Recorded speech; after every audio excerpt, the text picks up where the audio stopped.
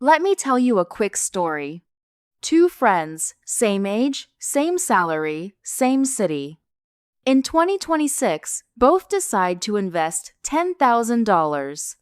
5 years later, one of them is financially free, and the other is still stuck, stressed, and wondering where it all went wrong. The crazy part? They both thought they made the smart choice. Let's call them Rahul and Aman. Rahul is the safe guy. You probably know someone like him. Listens to family. Doesn't like risk. Wants stability. Aman is different. Not reckless. Just curious. He questions things a little more. Both are earning okay. Not rich. Not struggling. Just normal people trying to move ahead in life. And then comes that one decision, the one that changes everything. Rahul sits with his family one evening. They tell him, "Beta, property is the safest investment. Prices always go up." He thinks about it for a few days and decides to go all in. He uses his $10,000 as a down payment, takes a big loan, and buys a small apartment. The day he signs the papers, he feels proud. Like he finally did something right. Aman, on the other hand, does something that makes people uncomfortable. He puts his $10,000 into stocks. Not randomly, he reads, learns a bit, and starts investing. But still, people around him react the same way. "Be careful. That's risky. You'll lose money." For a moment, even he feels unsure. But he continues. First few months, Rahul is happy. He posts photos, tells his friends, "I bought a property." Everyone congratulates him. It feels like progress. But slowly, reality starts showing up. EMI. Every month. Maintenance charges. Small repairs. Unexpected expenses.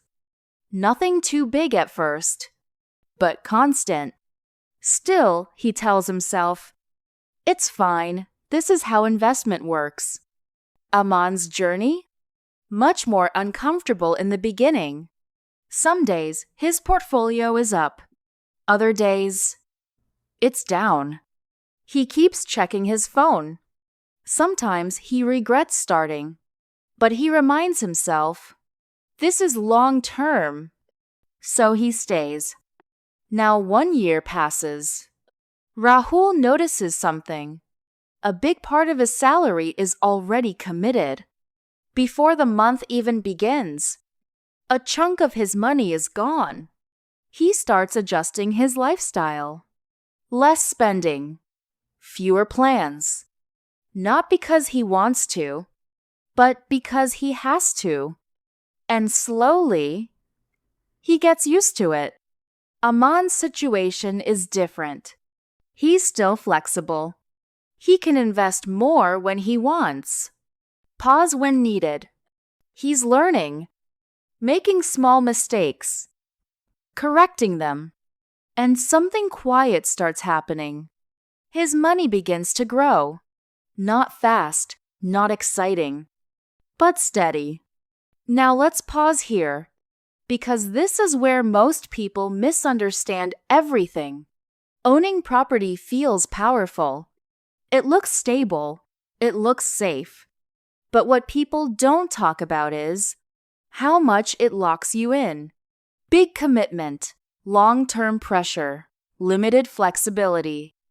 And the returns? They don't always come as fast as you expect.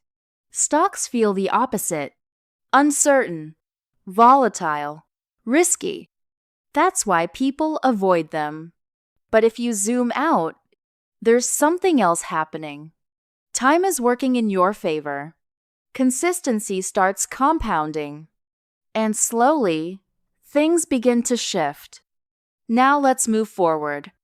3 years later, Rahul is still paying EMIs. The excitement is gone. Now it just feels like responsibility. Sometimes he wonders, did I rush into this? But it's too late to think like that now. He's committed. Aman? He's more confident now. He understands the market better. He's not reacting emotionally anymore. And his portfolio? It's grown. Not magically, but meaningfully. And, more importantly, he still has control. Now 5 years pass. This is where things get real. Rahul checks his property value. Yes, it increased. But when he sits down and calculates everything, loan interest, maintenance, time, he realizes something uncomfortable. The actual profit? Not as big as he imagined. And he's still not fully free from the loan. Aman checks his investments. There were ups and downs. There were moments of doubt. But over 5 years, something powerful happened. His money didn't just grow. It multiplied. Because of time and consistency. But here's the real difference. Not just the money. Freedom. Aman has options. He can withdraw money. He can reinvest. He can even decide to buy property now without pressure. Rahul? He has an asset. But he also has a commitment tied to it. And that changes everything. Now listen carefully. This is important. This is not about saying real estate is bad or stocks are perfect. Because the truth is, wealthy people don't think like that. They don't pick sides. They use both.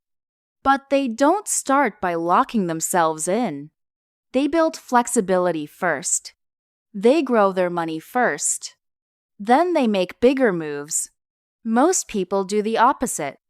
They jump into something heavy too early, and then spend years trying to manage it, instead of growing. So the real question is not, which one is better? The real question is, what is right for you right now? If you're just starting, you don't need pressure. You need flexibility. You need time. You need something that grows with you. And once you build that, then you can step into bigger investments with confidence, not stress.